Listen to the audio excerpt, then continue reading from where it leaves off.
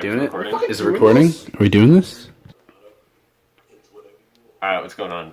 Team Crimson are back with another deck profile. Sorry.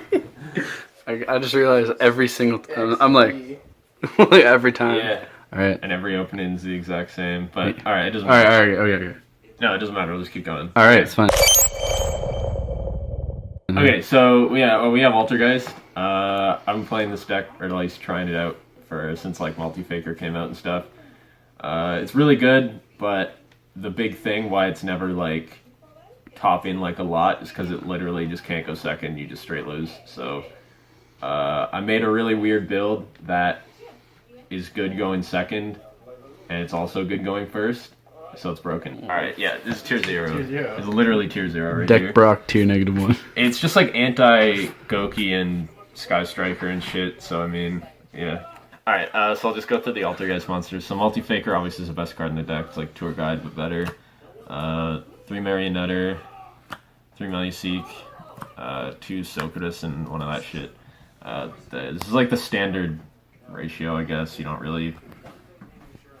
There isn't really much to change about that. It's like you have to play this ratio.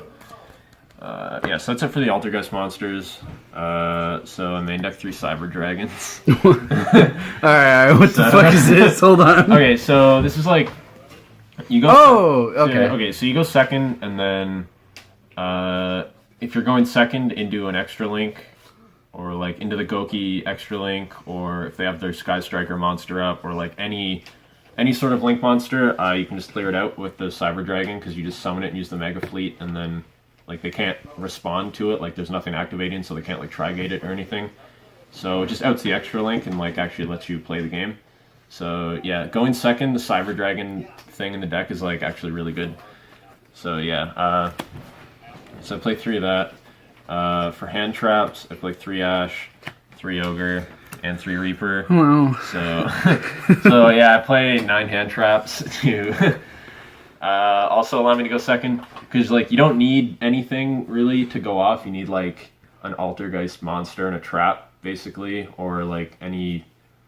Like, the deck's really consistent in that you don't really need a lot to be able to play.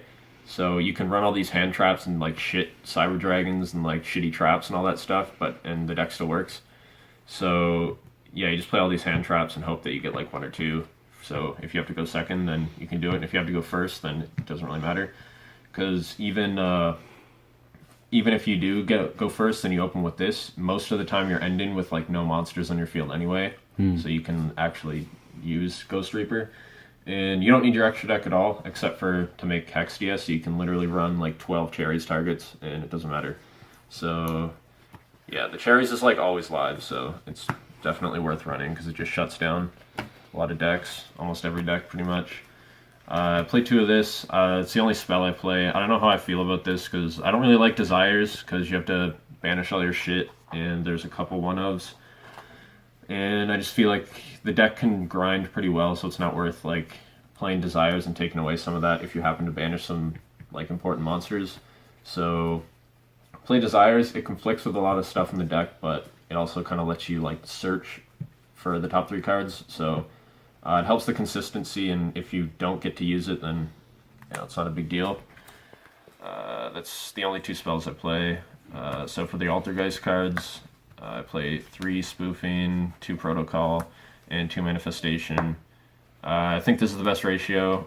Some people run 3 of this, which is fine, but I just find it's not. Like, if you don't have an Altergeist monster, like if you don't have Multi-Faker, it's not really like live, so yeah, it's just kind of dead otherwise, so I'd rather play it at 2 and just search it off something than just play 3 and drawing like multiple copies and stuff. And just like the generic traps, 2 Torrential, 2 Rivalry, 1 Order, and 2 Strike. So the only reason I'm really playing Strikes because I don't have Impermanence. Obviously, if I had Impermanence, I'd be playing that, but the card's like $100 in Canada, so it's not like I'm not going to buy 3 of those. But yeah, it doesn't really make a big difference or anything not having Impermanence. So yeah, I'm just playing the Strikes for now.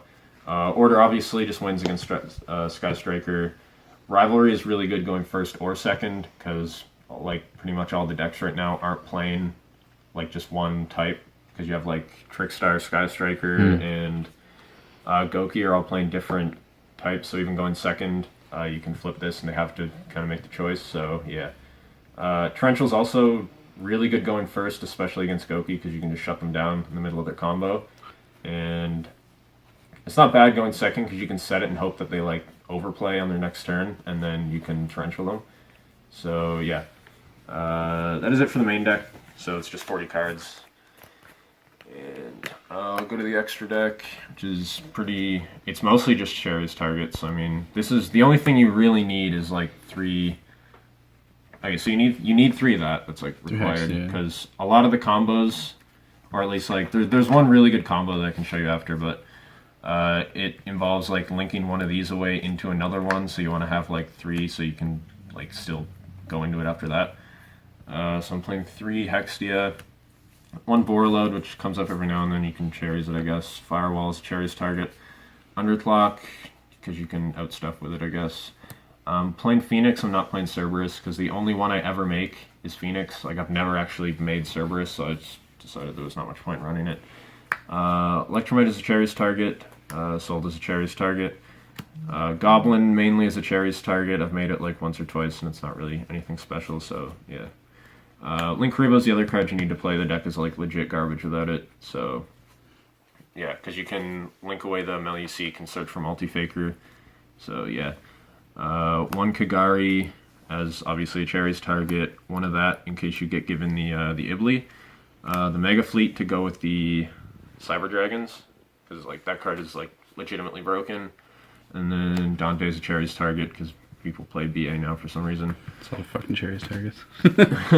Well, you don't go into anything, because Multi-Faker... Well, exactly. Multi-Faker, like, restricts you to just Altergeist, so...